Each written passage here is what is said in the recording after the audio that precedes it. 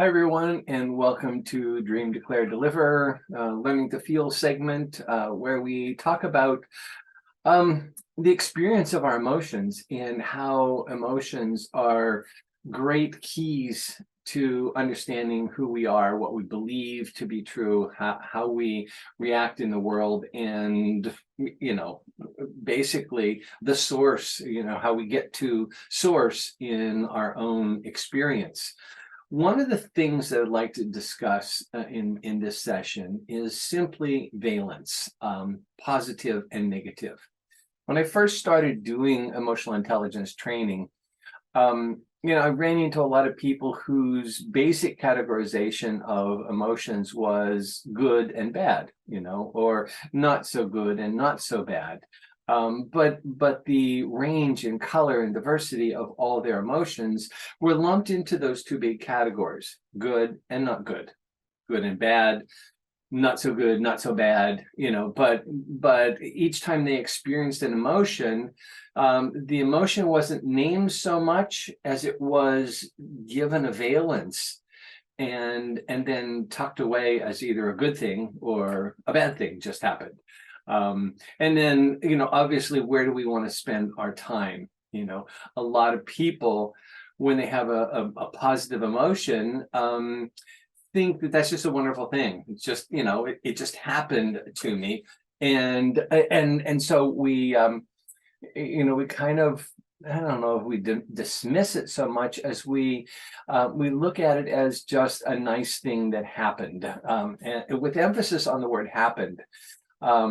Because, even with a positive emotion, joy, laughter, feeling good, gratitude, bliss, all kinds of things, awe, being awe-inspired, and all the positive emotions, peaceful, happy, humorous, all those things, we feel like often, because they're positive things, that something sparked the happiness in us and we were able to emote, we were able to feel that positive feeling.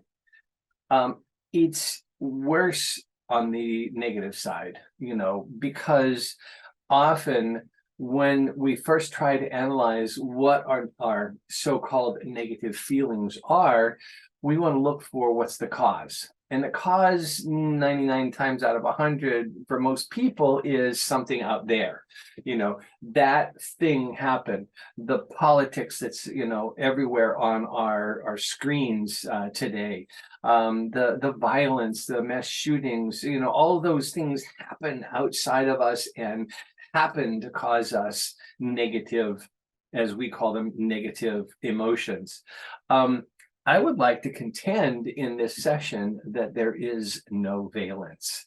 Emotions just are. They're part of our human functioning.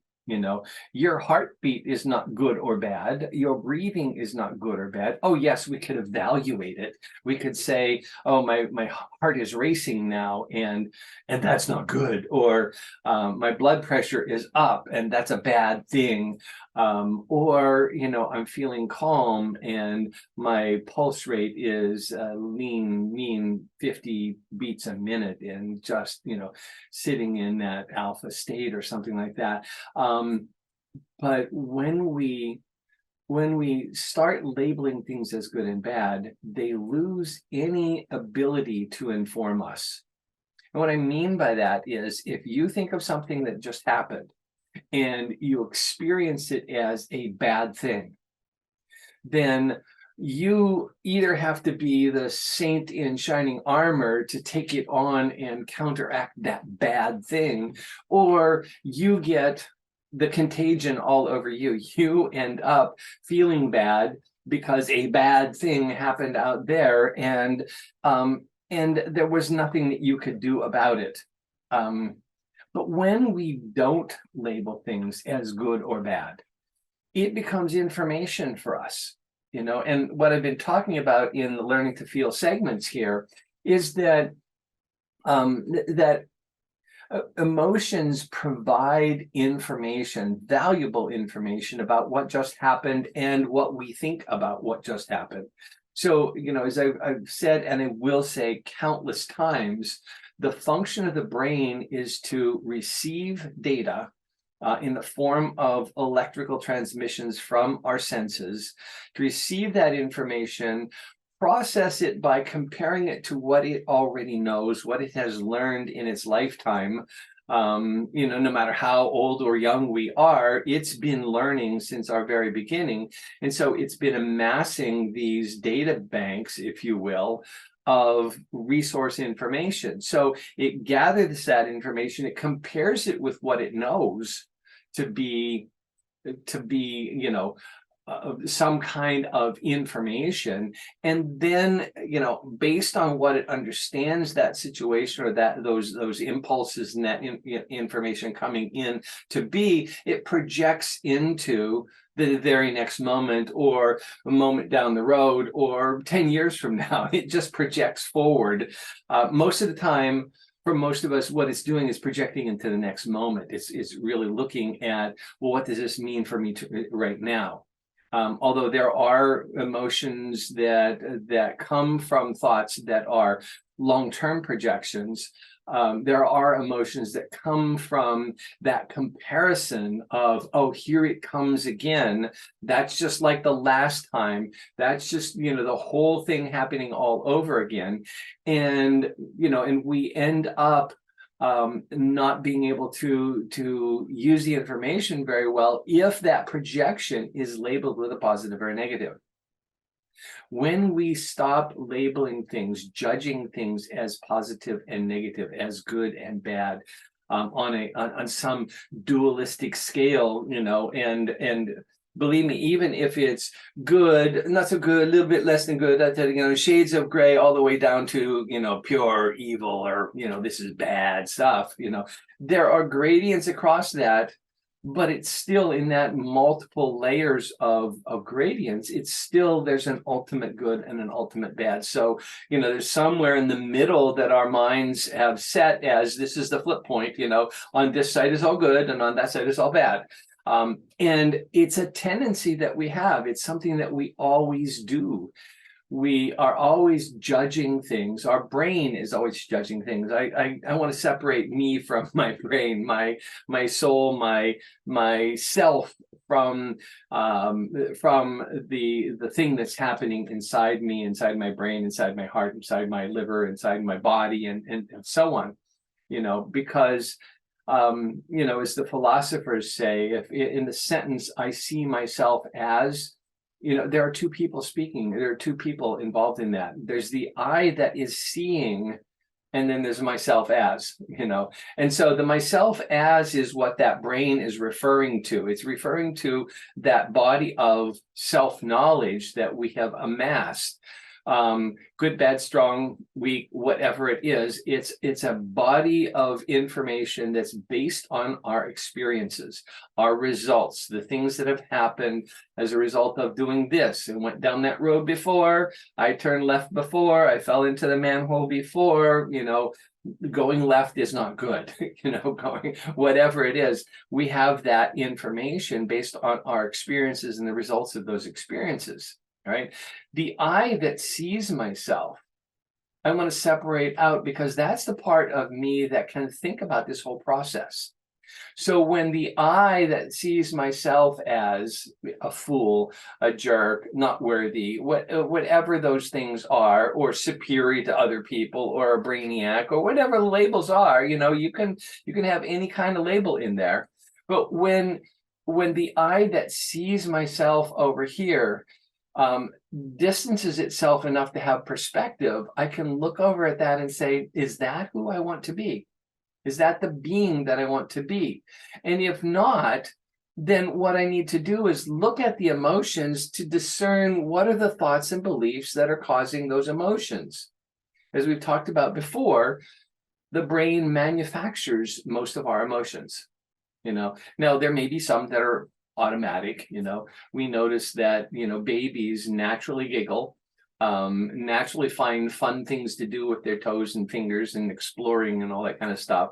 But what they're doing is they're learning about this myself, and they haven't yet gotten the ability to separate, I from myself, and be the observer of self. That's something that comes much later in life, usually late teens and early 20s. And so as we mature through our teenage years, there's plenty of times when in our teenage years that inability to distinguish my I from myself, gets us in trouble. We do the wrong thing. We do things that are impulsive yet that aren't monitored or controlled by our thought process or the I that sees itself. Back to emotions now. So we have this plethora of emotions. There are charts and lists of emotions that run upwards of 500 different emotion words, and that's just the English language. Other languages have emotions that we don't distinguish. Fijians and Samoans, the islands people in the Pacific, have multiple emotion words to describe family, to describe comfort, to describe joy, but they have no words to describe anger and sadness. They don't use those words in their culture, whereas we have a whole raft of words that fit into the anger and revenge and rage and all those kinds of things that we experience as Westerners. So that I just was at a workshop recently where we had one session on hygge, which is a Danish word that is the warm, comfortable feeling when you're wrapped up in a cozy blanket, have a hot chocolate in your hand, and it's raining and cold outside. It's that feeling of warmth and comfort of being near a crackling fire and feeling just the warmth being all pervading, knowing that the world is a lot colder and nastier than what you're feeling right now. That is a definition of some sorts of the word hygge. And it's spelled Hygge. And you can look it up. But the point is that different cultures have different emotions. So we may have 500 emotional words in the English vocabulary, but when you add to all the other cultures and things like that, the range of human emotions is quite extensive. And yet most of us can name 20 emotions, maybe, before we start going and and running out of things to say. When I've asked people to name emotions, see how many emotions they can name, as an individual, they'll get 15, 20. As a team of people, if we have 10 people in the room, we'll probably get 50 to 60 emotions, not 500.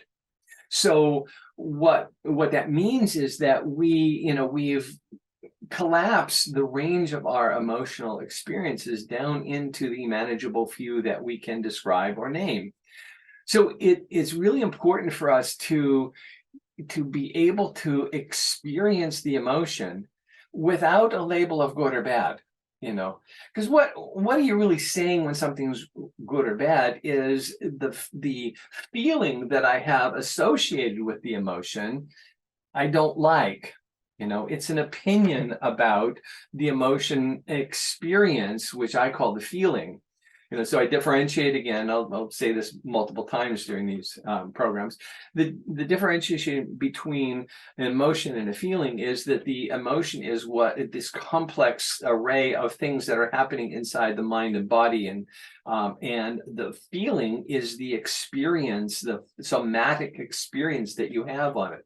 So let's say we have an emotion, we don't have a name for it yet, but we have an emotion, and the feeling that we have is sick to the stomach. The emotion is something, we call it bad because it's making me upset. My stomach is churning. I feel tightness in my chest. My shoulders are going up to my earlobes, and I'm just getting all tensed up. And we tend to label that as a bad feeling. Instead of, if we took the bad out, if we're able to say, so I feel my body tightening up, and that communicates to me some sort of protection. I want to protect myself. What are the thoughts that I'm having right now that I need to be protected from?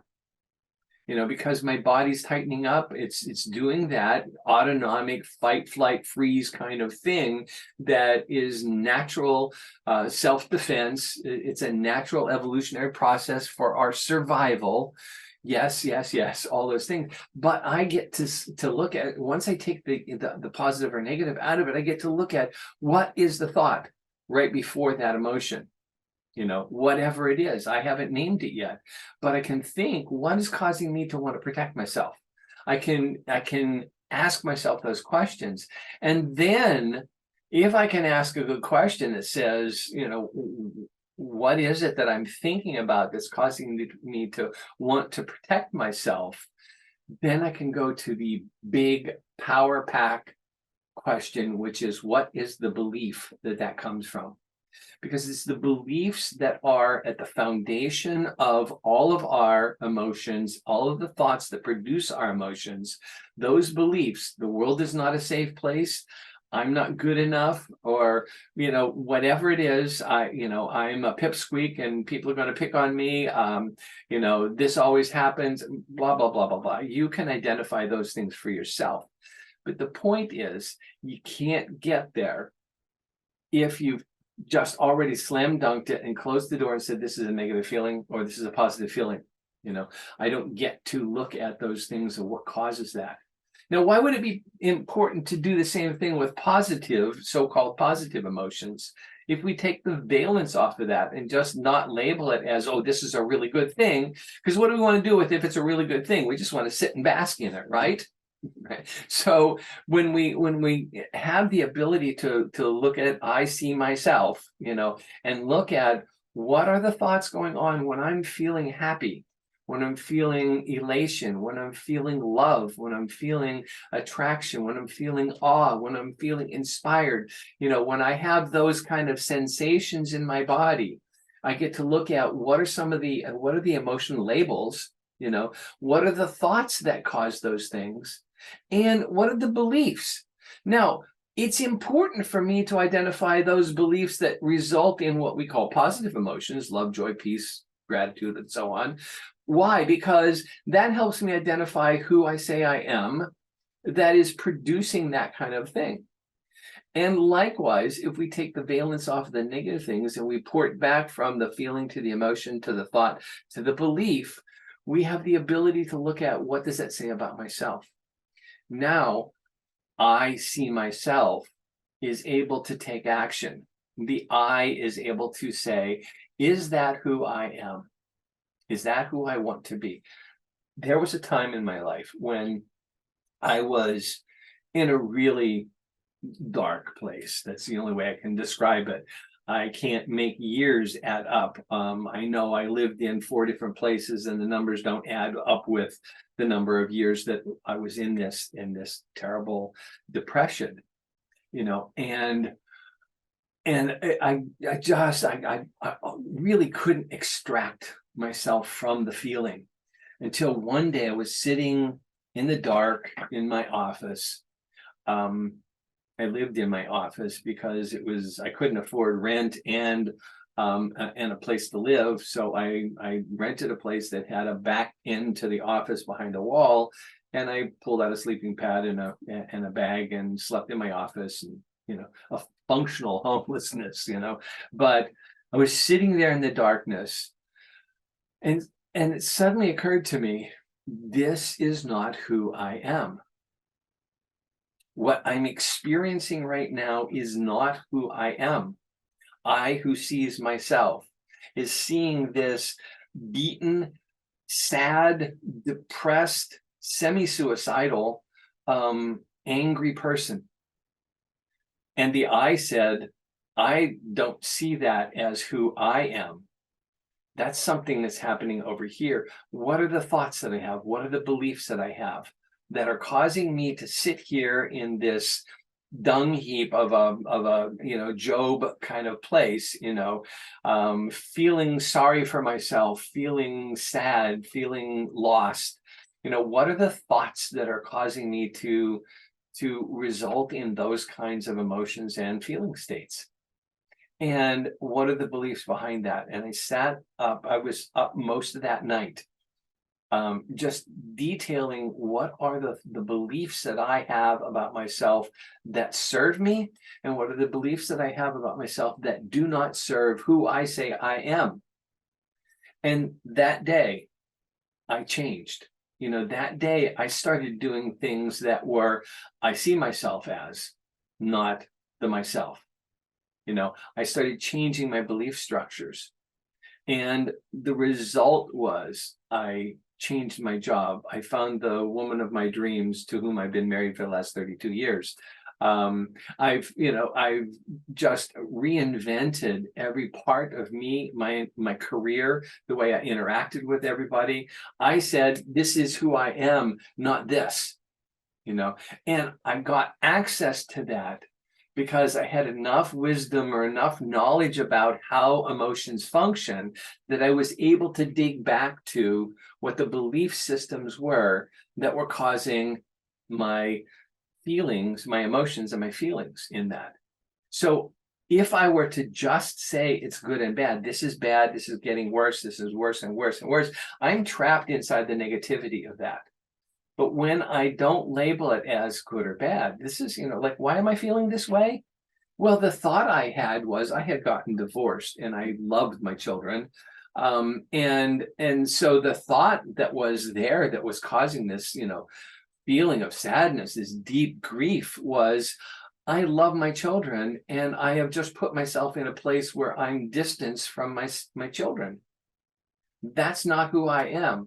I love my children means I get to be with them. I get to support them. I get to support their mom in everything that they do, in all their school activities, in their dance recitals, in their education, in every aspect of it. And so that's who I started being, because that's who I said I am, not this over here. And so the sadness was actually a good thing. If you want to go good and bad, the sadness was a good thing because it pointed me to what was my real value.